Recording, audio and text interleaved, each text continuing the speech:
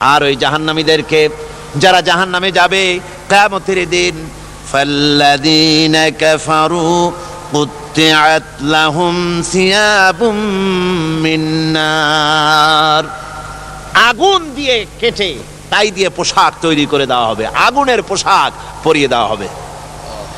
আগুনের পোশাক গায়ে পরিয়ে দেওয়ার পরে কুল্লামা নাদিজাত জুলুদুহুম বাদদালনাহুম জুলুদান গায়রাহা, একবার চামড়া পুড়ে যাবে, জাহান্নামের আগুনে চামড়া পুড়ে গলে যাবে, আবার আল্লাহ রাব্বুল আলামিন নতুন করে চামড়া পরিয়ে দিবেন যাতে করে শাস্তির তীব্রতা অনুভব করতে পারে। জোরে কোন নাউজুবিল্লাহ।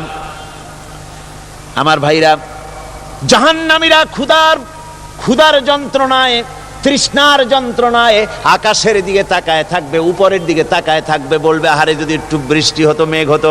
হঠাৎ করে দেখবে যে উপরে কালো মেঘ হয়ে গেছে, মনে করবে যে এবার বুঝি বৃষ্টি হবে, পানি পান করব। মেঘ তারা দেখতে পেল, মেঘের ভিতর থেকে অল্পক্ষণের ভিতরে গরম পানি পড়বে, এমন গরম পুজ, এমন গরম রক্ত পড়বে যেগুলি পান করলে পরে সঙ্গে সঙ্গে পেটের নাড়ি ভুঁড়ি আর কলিজা পিছনের দরজা দিয়ে সব বেরিয়ে যাবে। নাউজুবিল্লাহি মিন যালিক।